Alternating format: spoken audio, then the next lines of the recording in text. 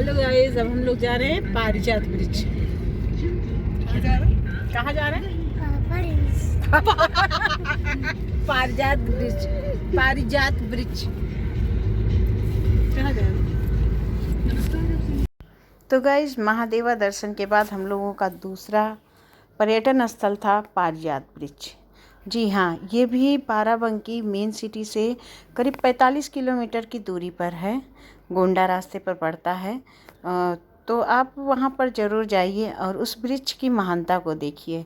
ये ब्रिज समुद्र मंथन में से निकले हुए रत्नों में से एक है। जी हाँ, ये स्वर्ग में था। इसे कल्पतरु ब्रिज, पारिजात ब्रिज भी बोला जाता है। कहावत है कि जब समुद्र मंथन हुआ था तो उसमें कल्प वृक्ष भी निकला हुआ था, जिससे लोग अपनी जो भी चीज़ें मांगते थे वो तुरंत मिल जाता था। ये पृथ्वी पर कैसे आया मैं इसकी कहानी आप लोगों को बताती हूँ, लेकिन पहले चलिए मैं आपको लेकर चलती हूँ बाराबंकी पारिजात ब्रिज पर।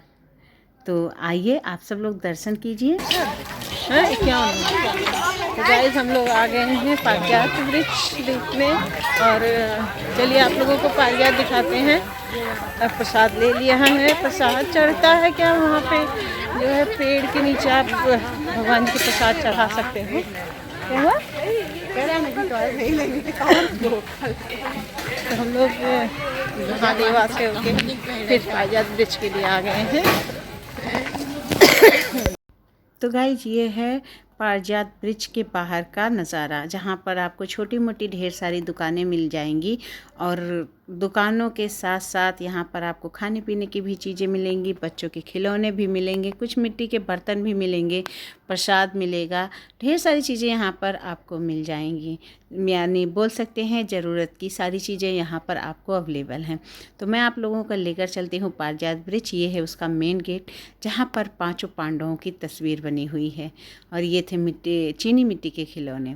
तो ये है पारिजात ब्रिज का प्रांगण, जहाँ पर काफ़ी लोग गए हुए थे, और काफ़ी लोग वहाँ पर थे क्योंकि उस दिन शायद संडे था, और फिर वहाँ पर भीड़ बहुत थी। जितने लोग महादेवा गए थे सब लगभग पारिजात गए थे, क्योंकि महादेवा से पारिजात बस कुछ किलोमीटर की दूरी पर है।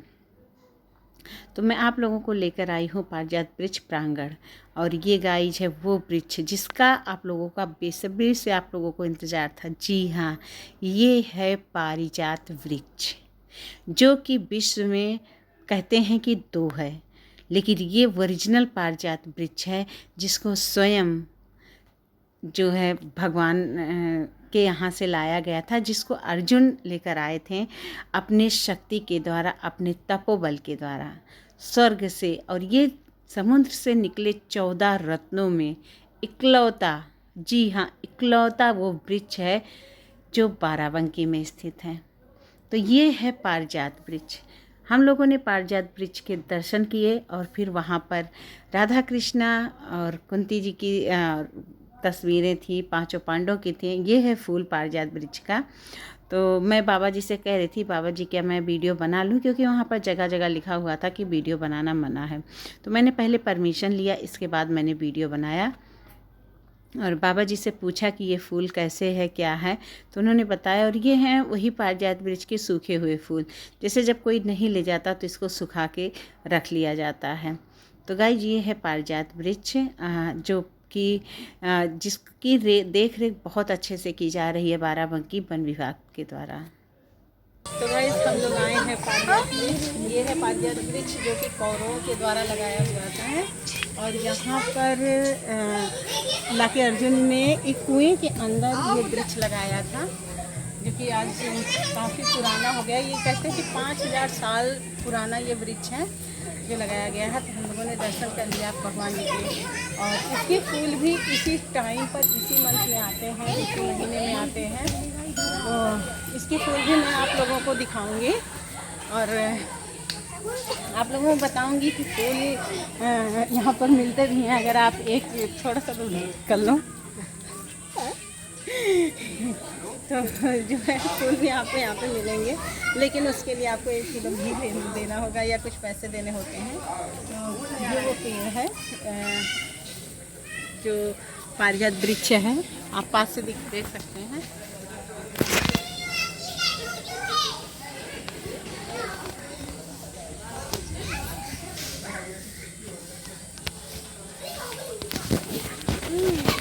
बंद कर दो। तो गाइस यहाँ पर छोटे मोटे ढेर सारे मंदिर हैं जहाँ पर मैंने आप सबको दर्शन कराया, और मैं यहाँ की कहानी आपको बताती हूँ। जब समुद्र मंथन हुआ था तो समुद्र से 14 रत्न निकले थे, जिसमें कल्पतरु वृक्ष या पारिजात वृक्ष या कल्प वृक्ष नाम का ये पौधा निकला हुआ था। ये बहुत दिनों तक स्वर्ग में रहा, लेकिन पांडवों के अज्ञातवास के दौरान अर्जुन ने तीर से और अपने तपोबल से इस पौधे को लाकर जमीन से काफ़ी गहराई तक एक कुएं में बैठाया हुआ था, जिसका जो कि ये कुएं में था। इस वजह से इसकी देख रेख बहुत अच्छे से हुई, और इस वृक्ष से जब भी अज्ञातवास के दौरान कुछ मांगा जाता था तो ये वृक्ष तुरंत मतलब दे देता था। तो उन्होंने इस वृक्ष को बैठाया था, और काफ़ी समय तक वो लोग अज्ञातवास के टाइम पर यहाँ पर रहे। यहाँ पर एक जगह है कुंतेश्वर महादेव, जहाँ पर कुंती हमेशा जल चढ़ाने आती थी। तो मैं वहाँ पर तो नहीं जा पाई, लेकिन कभी अगर मैं गई तो आप लोगों को ज़रूर दिखाऊंगी। तो गाइज ये देखिए फूल लगा हुआ है, जो कि साल में बस अगस्त मास में आता है। इसके अलावा ये फूल कभी आपको दिखाई नहीं देगा। जुलाई या अगस्त में ये फूल आपको ज़रूर दिखेगा। तो आप लोग यहाँ पर आइए और पारिजात वृक्ष का दर्शन कीजिए। यहाँ पर छोटे मोटे कई मंदिर बने हुए हैं। पर्यावरण बहुत खूबसूरत है यहाँ का। यहाँ पर बहुत अच्छे से देख रेख हुई है, और चारों तरफ आपको हरियाली नज़र आएगी। खूबसूरती तो यहाँ की आप कहने ही वाली नहीं कि कितना खूबसूरत सा बना हुआ है। लाखों लोगों की भीड़ होने के बाद साफ़ सफाई बहुत अच्छी होती है, और लोग यहाँ पर आकर पारिजात वृक्ष से अपनी मनोकामना मांगते हैं।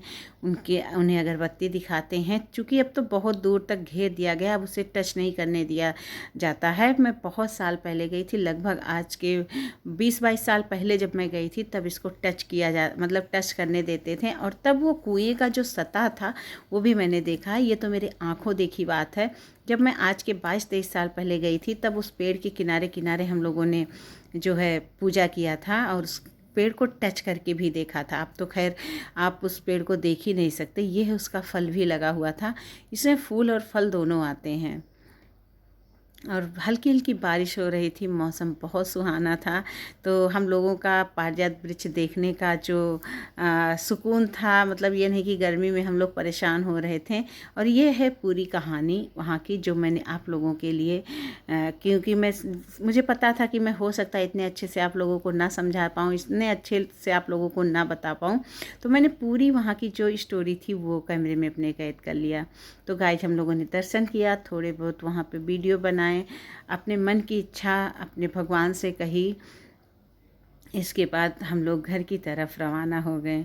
काफ़ी खूबसूरत माहौल था। चारों तरफ लोग गाने बजा रहे थे, लोग आ रहे थे, लोग जा रहे थे, और अच्छा लग रहा था देखकर सब कुछ। बहुत ही प्यारा और सुरम्य स्थान है ये। तो आप लोग ज़रूर आइएगा। अगर आप बाराबंकी आते हैं तो ज़रूर विजिट कीजिएगा। पारिजात, महादेवा, कुंतेश्वर, यहाँ पर बहुत ही अच्छी अच्छी दर्शनीय स्थल है। यहाँ पर बहुत अच्छी अच्छी जगह है। ये वीडियो तो मैंने बहुत पहले बनाया था। मेरे पापा की तबीयत ख़राब थी, हम लोग भगवान से मन्नतें मांग रहे थे, और उस टाइम मैंने आप लोगों के लिए वीडियो भी बना लिया था। मैंने सोचा था कि आप लोग तक भी पहुँचा दूँगी, और काफ़ी लेट हो गया मुझे इसकी एडिटिंग करने में।